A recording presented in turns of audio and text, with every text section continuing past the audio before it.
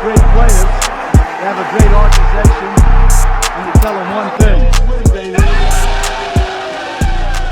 It's good, Raider Nation. It's your boy Raider Alex back with another video. The Las Vegas Raiders have announced that they will officially bench starting quarterback Derek Carr. They will be shutting him down for the remainder of the 2022 NFL season.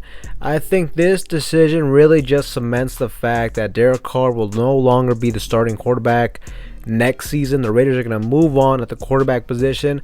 Essentially, this move is based on the fact that the Raiders would have been held liable for Derek Carr's contract next year if he were to get injured during this season, with the Raiders sitting at 6-9 and all but eliminated from the playoffs. If Derek Carr is not in your long-term plans, or even if you're not sure about the future of Derek Carr, whether or not he's going to be your quarterback next year, this is a smart decision financially from this franchise. It gives you all the flexibility in the world to make your decision on Derek Carr this offseason, and you won't be tied to him financially. But as I mentioned, I think this just confirms that the writing is on the wall. Derek Carr will no longer be the quarterback for the Raiders moving forward.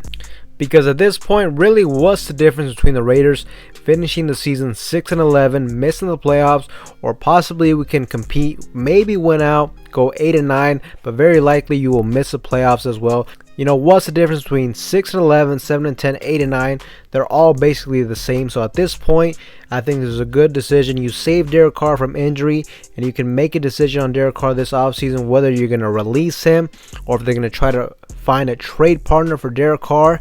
So according to NFL sources too, many people believe that Derek Carr, he will be open to waiving his no trade clause in order for Derek Carr to be sent to the right situation for a different team. So it'll be interesting to see how the trade market and the value is for Derek Carr.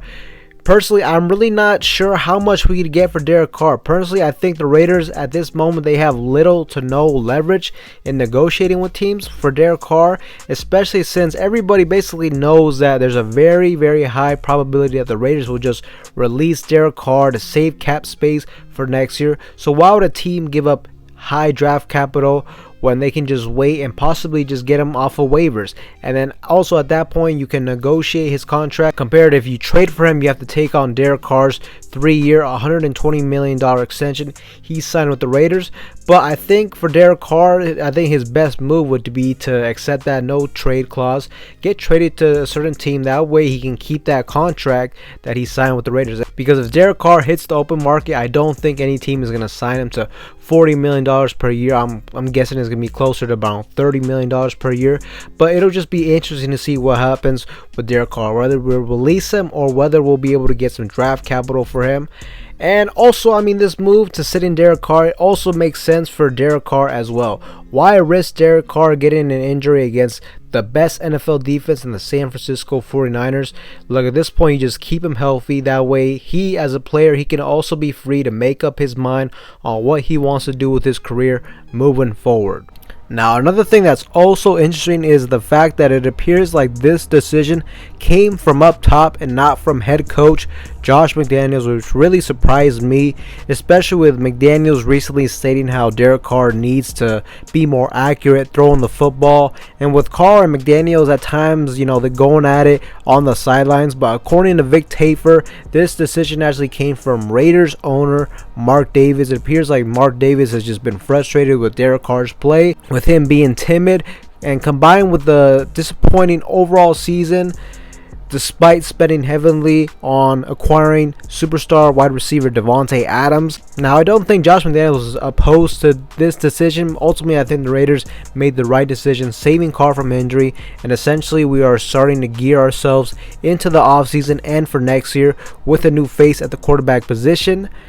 Also, when it comes to Davante Adams, kind of some mixed messages, because, you know, first we saw the video saying that, you know, obviously nobody is happy about this decision.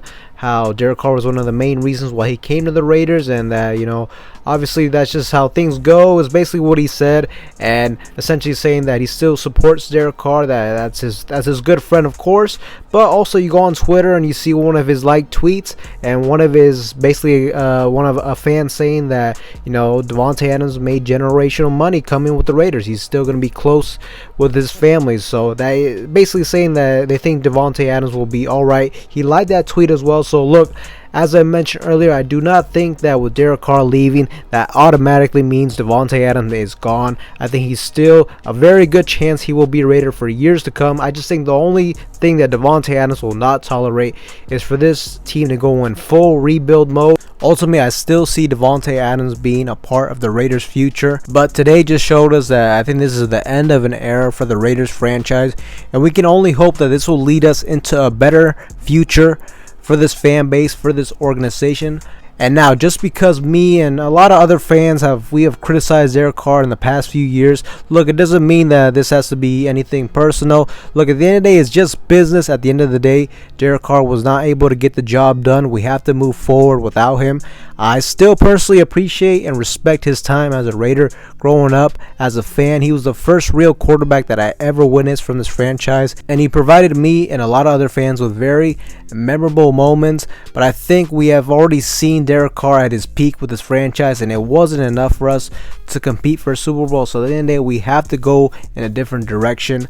And ultimately, you know, I admire Derek Carr's commitment and his professionalism at the quarterback position for us.